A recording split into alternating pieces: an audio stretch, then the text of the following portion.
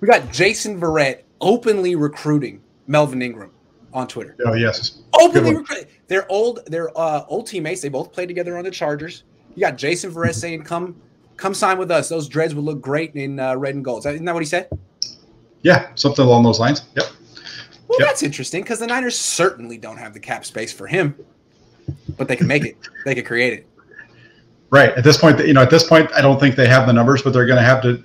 They're going to, if only they had some way they could create $23 million in cap space, to bring that guy in. That'd be nice.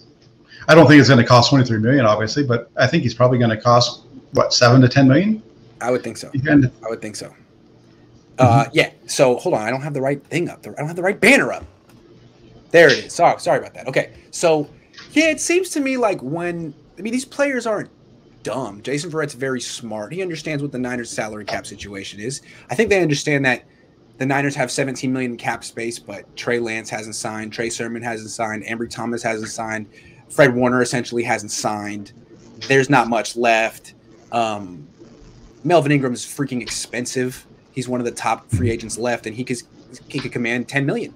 So I think Jason Verrett has to understand all that. And for him to be throwing this out publicly, there must be a little sentiment in the locker room that Trey Lance just might win this competition and that Jimmy Garoppolo could be gone. I think it's not lost on him, the financials of this team. He just signed with this team. He knows what's up.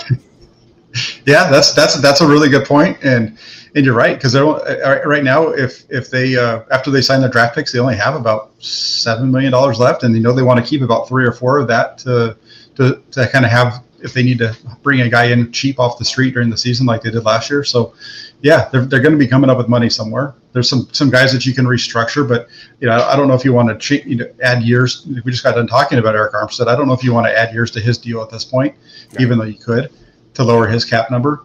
Jimmy Ward might be a guy that you want to do that with, but even he's at $9 million this year. If you want to keep him around for a couple of years, maybe you do that. Otherwise, it's definitely Garoppolo. And I think, to your point, I think if there might be those guys are out there, they're seeing him work all day long. They're seeing him work a lot more than the writers got to see during OTAs. And if, based off of everything we're hearing, it sure sounds like things are really pointing and trending up for Trey Lance.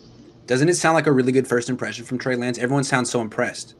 Like at the beginning, everyone was saying, "Hey, Jimmy Garoppolo looks great," and then OTAs went all the way through, and everyone's like, "Hey, that Trey Lance guy's a hell of an athlete. Hey, he really picked up the offense very quickly." I mean, everyone said that, right?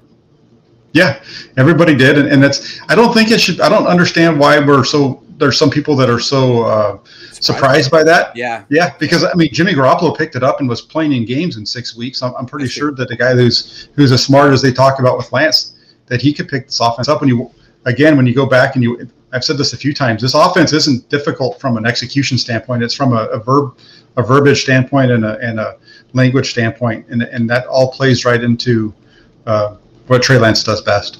So let's come back to Ingram real quick. Here's the selling point to him.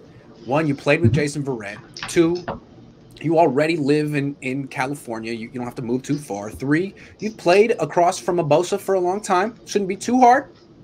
In a similar system. That's Gus Bradley down there. It's very similar. So he should be interested, and I'm sure the Niners could make him an offer he couldn't refuse. My thing is he really the edge rusher you want of all the guys who are available? He missed 9 games last year.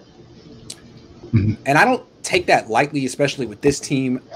I like Justin Houston. Justin Houston's only 32 years old. He didn't miss a game the last 2 years. He has missed time in the past. I don't know.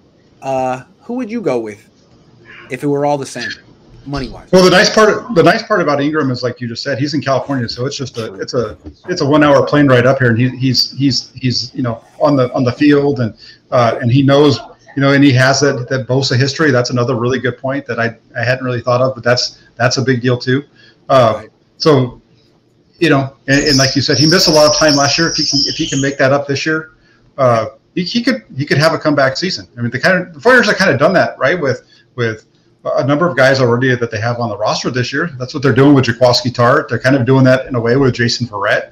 They're doing that across, all over the place with guys who've had injury history, and they're hoping that they can make it through this year. The last thing I want to say before we move on, when a player like this comes out and speaks out of turn, basically starts recruiting. Now, I know A.J. Brown did it with Julio Jones, but on this team, is it because Jason Verrett has had a bright idea, or is this the whispers around the organization? Hey, they might. Did you hear that they're thinking? I heard I know a guy who knows a guy who says they're going to sign him. I don't know. It just sounds like, was this an epiphany, or was this like, I don't know, a rumor? That's from I would say that I don't think these guys just roll that kind of stuff out in the openly like that without really thinking it through before they do it. Without thinking that it actually could happen.